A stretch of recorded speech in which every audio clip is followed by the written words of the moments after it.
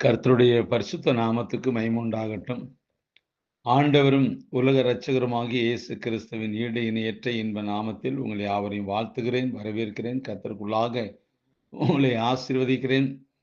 கர்த்ததாமே நம்மை ஒவ்வொரு நாளும் பலப்படுத்தி வழிநடத்தி காத்து தேவன் ஆசீர்வதிப்பாராக. பிரியமானவர்களே, இந்த நாளிலும் தியானத்திற்காக எடுத்துக்கொண்ட பரிசுத்த வேதாகமத்தினுடைய பகுதி யாத்ராகம புஸ்தகம் 15ஆம் அதிகாரம் 25வது வசனம். யாத்ராகம புஸ்தகம் 15ஆம் அதிகாரம் 25வது வசனம். மோசே கர்த்தரை நோக்கி கூப்பிட்டான். அப்பொழுது கர்த்தர் மோசேக்கு ஒரு மரத்தை காண்பித்தார். அதை அவன் தண்ணீரில் போட்ட உடனே அது மதுரமான தண்ணீர் ஆயிற்று. அவர் அங்கே அவர்களுக்கு ஒரு நியமத்தையும் ஒரு நியாயத்தையும் கட்டளையிட்டு அங்கே அவர்களை சோதித்து அப்படிங்கிறதாக இந்த வசனத்தில் நாம் வாசிக்கிறோம். நீங்கள் வாழ்க்கையின் பிரச்சனைகளின் நடுவில் சரியான தீர்வுகளை நோக்கி பல மணி நேரங்கள் ஜெபிக்கலாம். எப்படியாவது ஒரு பிரச்சனையிலிருந்து விடுதலை பெற்றிட கடுமையாக நாம் உபவாசிக்கலாம், ஜெபிக்கலாம். ஆனால் தேவன் எல்லா நேரங்களிலும் ஒரு மாஜிக் செய்வது போல ஏதோ ஒன்றை செய்து பிரச்சனைகளை அகற்றி விடுவதில்லை.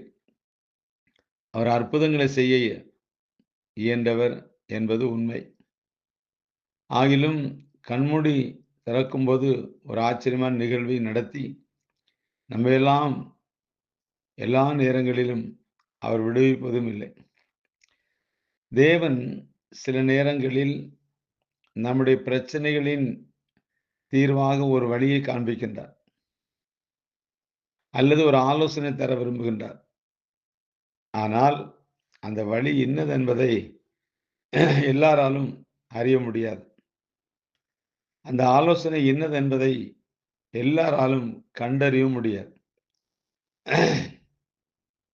தேவ வழியில் நடக்கும் அனுபவம் உடையவர்களுக்கும் தேவ ஐக்கியத்தில் வாழ்கின்றவர்களுக்குமே அவைகள் விளங்கும். தேவன் எந்த ஒரு சூழ்நிலைக்கும் ஏற்ற ஒரு வழியை அல்லது ஆலோசனையை வைத்திருப்பார். ஆனால் ஆவிக்கேற்ற விதமாக புரிந்து கொள்ளும் இருதயம் உடையவர்களுக்கு அதனை அறிய செய்ய முடியும்.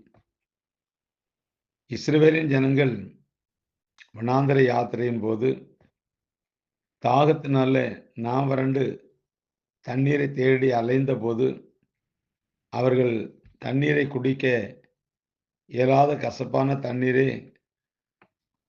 அங்கு காணப்பட்டது. அதனுடைய விளைவாக அவர்கள் முறுமுறுக்கவும் எரிச்சல் அடையவும் மோசேயை குற்றஞ்சாட்டவும் செய்தார்கள். அவர்களால் அந்த பிரச்சனைக்கு ஒரு நல்ல தீர்வை காண முடியவில்லை.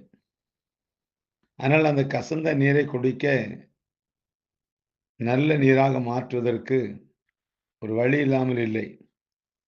ஆனால் அது அவர்களுக்கு விளங்கவோ புலப்படவோ தெரியவோ இல்லை. ஆனால் தேவ வழிகளில் நடந்து தேவ உறவில் வாழ்ந்த மோசேயினால் அதற்கு ஒரு நல்லதோர் ஆலோசனையை தேவனிடமிருந்து பெற முடிந்தது. அவன் எந்த நெருக்கடிகளின் நடுவிலும் அதனை எதிர்கொள்ள தேவன் ஒரு வழியை வைத்திருப்பார் என்ற நம்பிக்கையோடு தேவனை நோக்கி மன்றாடினான். எனவே தேவன் கசந்த தண்ணீர் பிரச்சனைக்கு ஒரு நல்ல தீர்வாக ஒரு மரத்தை சுட்டி காட்டினார். அங்கு பிரச்சனைக்கு தீர்வு ஏற்பட்டது. பிரியமானவர்களே, ஒரு பிரச்சனைக்கு தீர்வு வேணும். அப்படின்னா என்ன செய்ய? வேதம் நமக்கு என்ன கற்றுத் தருகிறது? அல்லதுனா பரிசுத்தவான்கள் நமக்கு என்ன கற்றுத் தருகிறார்கள்? இல்ல பரிசுத்தவான்கள் என்ன செய்தார்கள்? மோசே 25 லட்சம் ஜனங்களை அழைத்து வனாந்தரத்தில் பயணிக்கும் போது 3 நாள் ஆகியும் அவர்களுக்கு தண்ணீர் கிடைக்கவில்லை. தண்ணீர் தாகத்தினால வறண்டு போய் கண்டுபிடித்த தண்ணீரும் கசப்பாயிருந்தபடினால அவர்களால் குடிக்க முடியாதபடி காணப்பட்டதனால அவர்கள் தேவனுக்கு விரோதமாகவும் மோசனுக்கு விரோதமாக முறுமுறுத்தார்கள், குற்றம் சாட்டினார்கள், குறை சொன்னார்கள், பல காரியங்களை தங்கள் வாய்க்கு வந்தபடி பேசினார்கள். ஆனால் மோசே என்ன செய்தான் என்பதை தான் நாம் உற்று கவனிக்க வேண்டும். முறுமுறுக்கிறவர்கள் பிரச்சனைகளுக்கு சரியான தீர்வை காண முடியாது. ஏன்னா அவர்கள் தேவனை அறியாதவர்கள். தேவனை அறிந்த தேவ மனுஷன் என்ன செய்கிறார்? அந்த முறுமுறுக்கிற ஜனங்களுக்காக அவர் திறப்பின் வாசல் நின்று கர்த்தரை நோக்கி பார்க்கிறார், ஜெபிக்கிறார், விண்ணப்பிக்கிறார், வேண்டுகிறார். வாக்குவாதம் பண்ணுகிறவர்கள், முறுமுறுக்கிறவர்கள், தேவனுக்கு விரோதமாய் பேசுகிறவர்கள், தேவ மனுஷனை தூசிக்கிறவர்கள், சில வேளைகளில் குற்றம் சாட்டுகிறவர்கள், இப்படிப்பட்டவர்கள் எந்த ஒரு பிரச்சனைக்கும் நல்ல ஒரு முடிவை காண முடியாது. அவர்களால் கண்டுகொள்ள முடியாது. இறைவனோடு தொடர்பு உள்ள தேவ மனுஷன் அல்லது தேவ மனுஷி அல்லது ஒரு விசுவாசி வச்சுக்கிடும், தேவனுக்கு நமக்குள்ள அந்த உறவுல தான் தேவனை நோக்கி கூப்பிட முடியும். அப்ப மோசேனுடைய வாழ்க்கையில வனாந்தரத்துல பயணித்த இஸ்ரவேலுக்கு மத்தியில நடந்து போனாலும், அவர்களை அழைத்து சென்று போனாலும், அங்கே அவர்கள் முறுமுறுத்தாலும் அதையெல்லாம் பொருட்படுத்தாதபடி தேவ சமூகத்துல முறையிட்டு தேவனிடத்திலிருந்து பதில் பெறுவதே மன உறுதி அப்படின்னு சொல்லி அவன் ஜெபங்களை ஏறெடுக்கிறான். அவன் அந்த ஜெபத்தை ஏறெடுக்கும் போது மோசே கர்த்தரை நோக்கி கூப்பிட்டான் அப்படின்னு வாசிக்கிறோம். இப்ப கூப்பிட்டதுனால என்னாச்சு? தேவன் என்ன செய்தார்? அவன் கூப்பிடுதலின் சத்தத்துக்கு செவி கொடாமல் போனாரா? அவன் கூப்பிடுதலின் சத்தத்துக்கு செவி கொடுத்தார். நாம் கர்த்தரை நோக்கி கூப்பிடும்போது நமக்கும் நிச்சயமாக செவி கொடுப்பார். ஆனால் தேவனோட உறவு எத்தனை மணி நேரங்கள், இல்லை எத்தனை வருஷங்கள், எத்தனை காலங்கள், எத்தனை மாதங்கள், எத்தனை வாரங்கள், அனுதினமும் தேவனுக்கு நமக்குள்ள தொடர்புகளை துண்டிப்பதற்காகவே பல உபயோகத்தை சாசானும் பயன்படுத்துகிறான். இப்படிப்பட்ட ஒரு ஆவிக்குரிய வாழ்க்கை புதிய ஏற்பாடுடைய ஆவிக்குரிய வாழ்க்கை அன்னைக்கு பழைய ஏற்பாட்டில் இல்லை. நியாயப்பிரமாணம் கொடுத்த உண்மை, அது ஆவிக்குரிய பிரகாரம் இருந்துச்சு. ஆனால் அவர்கள் கை கொள்ளலை. அப்படின்னா தேவனுக்கு அவங்களுக்கு எந்த ஒரு சம்பந்தம் இல்லாதபடி கடந்து போக முடியாது காணப்பட்டார்கள். அப்ப தேவனோட உறவு வைத்தது யார்? மோசே. மோசே கூப்பிட்ட உடனே கர்த்தர் சும்மா இருக்கல. உடனே அங்க ஒரு மரத்தை காண்பித்தார் அப்படின்னு வாசிக்கிறோம். அதை அவன் தண்ணீரில் போட்ட உடனே அது மதுரமாயிற்று. அந்த தண்ணீர் பக்கத்துல தான் அந்த மரம் இருந்துச்சு. ஆனால் அந்த மரம் வெட்டப்பட்டது. அது தண்ணீரில் போடப்பட்டது. அதன் பின்பாக தான் அந்த கசப்பு தன்மைகள் மாறினது. பிரியமானவர்களே, தேவனோடு கூட இருக்கிற உறவு துண்டிக்கப்படக்கூடாது. தேவனோடு கூட இருக்கிற உறவு இன்னும் நாளுக்கு நாள் வலுவடையணும், பலனடையணும். ஒரு நிச்சயம் வேணும், எனக்கும் தேவனுக்கும் பிளவு இல்லை, பிரிவினை இல்லை, தொடர்பு இருக்குது. அந்த இறை உறவின் வழியாக காண்பிக்கப்பட்ட மரம் அது. அந்த மரத்தை வெட்டி தண்ணீர்ல போட்ட உடனே அது மதுரமாயிற்று. இதுல இருந்து என்ன தெரிஞ்சுக்கிறோம்? ஆண்டவராக இயேசு கிறிஸ்து கல்வாரி சிலுவையில தம்மையே ஒப்பு கொடுத்தார். அந்த சிலுவையின் மரத்துல தன்னை ஒப்பு கொடுத்து அடிக்கப்பட்டபடினால் இன்று நம்முடைய வாழ்க்கையில பல ஆசீர்வாதங்களை நாம் சுதந்திரிக்கிறோம். ஒரு மனுஷனுக்காக ஒரு மனுஷன் பாடுபடுகிறது உண்டு. ஆனா முழு இஸ்ரவேலுக்காக பாடுபட்ட நம்முடைய ஆண்டவர் எப்படியாக அடிமைத்திலிருந்து வெளியே கொண்டு போகணும், ஒரு நம்பிக்கைக்குள் கொண்டு வரணும், ஒரு விசுவாசத்தில் உருவாக்கணும். எவ்வளவு முயற்சித்தார். அந்த மனுஷனுடைய வாழ்க்கையில என்ன அப்படின்னா, பிரச்சனை வரும்போது கர்த்தரை தேடுறான்.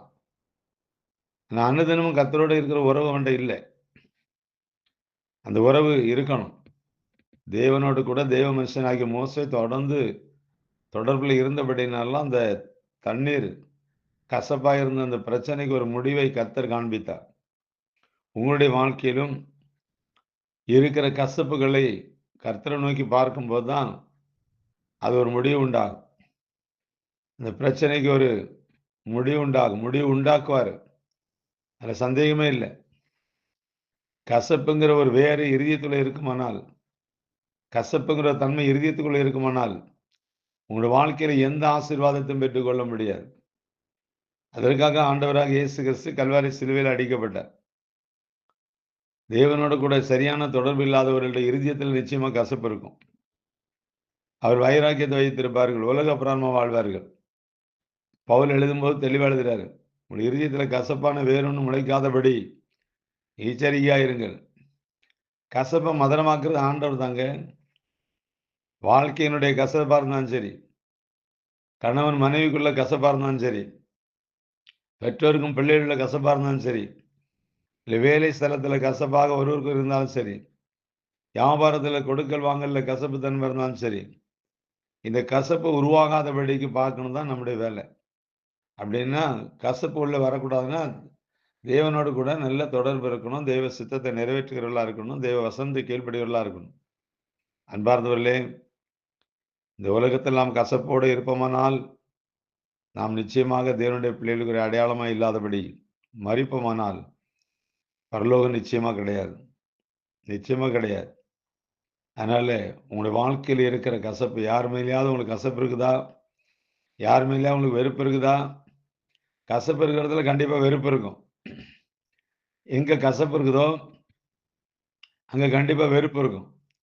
ஏன்னா அவர்கள் இஸ்ரவேலின் தேவனை முறுமுறுத்தார்கள். வெறுப்பு தானே! அதனால அப்படிப்பட்ட வெறுப்புகள் இல்லாதபடி கசப்பை மாறாவின் தண்ணீரை மதுரமாய் மாற்றின அன்பின் ஆண்டவர். உங்களுடைய வாழ்க்கையிலும் அப்படிப்பட்ட மாறா இருக்குமானால், நிச்சயமாய் மதுரமாய் மாறும்.